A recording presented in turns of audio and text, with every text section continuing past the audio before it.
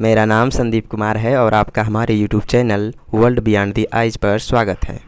आज हम चर्चा करेंगे इजराइल के एक प्रसिद्ध इतिहासकार व विचारक युवाल नोआ हरारी के बारे में, जिनकी प्रसिद्ध पुस्तक sapiens a brief history of human kind है। इजराइल, जो कि वर्तमान में भूमध्य सागर के पूर्व दक्षिण में स्थित देश है, यह मिस्र व सऊदी अरब के बगल में तथा भारत के पश्चिम में अवस्थित है। युवाल नोआ हरारी के द्वारा लिखित book sapiens a brief history of human kind विशेषतः अफ्रीका में होपो सेपियंस के उद्भव से लेकर के आज तक के मानव इतिहास की व्याख्या करती है। अर्थात कहने का आशय यह है कि यह जब से पृथ्वी का निर्माण हुआ है और वर्तमान में जिस प्रकार से करोड़ों स्पीसीज का उत्पत्ति हुई है उसकी व्याख्या करने का प्रयास करती है। अगर हम इस बुक को समझने का प्रयास करें तो इस बुक को 4 पार्ट में डिवाइड किया जा सकता है, जिन्हें 4 क्रांतियों में भी विभाजित किया जाता है। जिसमें पहला है कॉग्निटिव रिवॉल्यूशन अर्थात संज्ञानात्मक क्रांति, दूसरा है एग्रीकल्चरल रिवॉल्यूशन अर्थात कृषि क्रांति, तीसरा है यूनिफिकेशन ऑफ ह्यूमन काइंड अर्थात मानवों का एकीकरण, और चौथा है साइंटिफिक रिवॉल्यूशन अर्थात वैज्ञानिक क्रांति।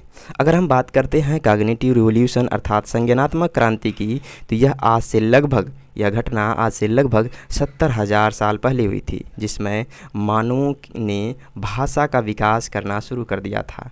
और यही भाषा का विकास मानवों के लिए एक वरदान साबित होती है, क्योंकि आज से अगर हम पहले की बात करें तो बहुत सारे स्पीसीज, जंगल का राजा शेर और सबसे ऊंचा जानवर रखने वाला जिराफ का निर्माण हुआ।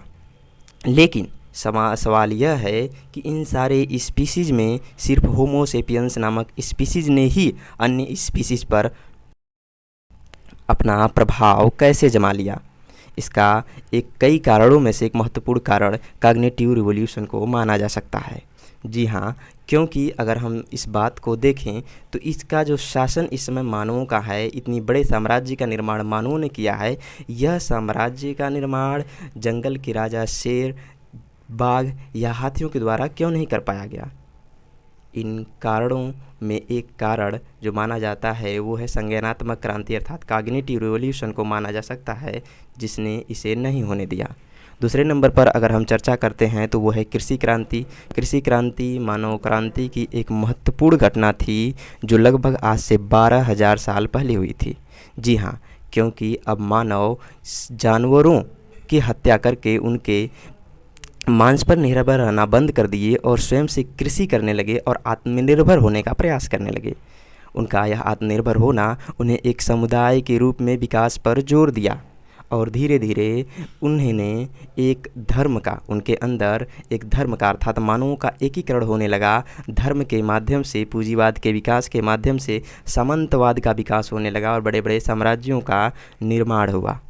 आज के इस वर्तमान युग में अगर हम आज के इस वर्तमान युग में वैज्ञानिक क्रांति की बात करें तो इसमें विज्ञान एवं प्रौद्योगिकी का विकास हुआ। विज्ञान एवं प्रौद्योगिकी का विकास न सिर्फ मनुष्यों का स्थान ले लिया है, बल्कि इसने प्रकृति व पर्यावरण पर भी आज के वर्तमान समय में नियंत्रण कर लिया है।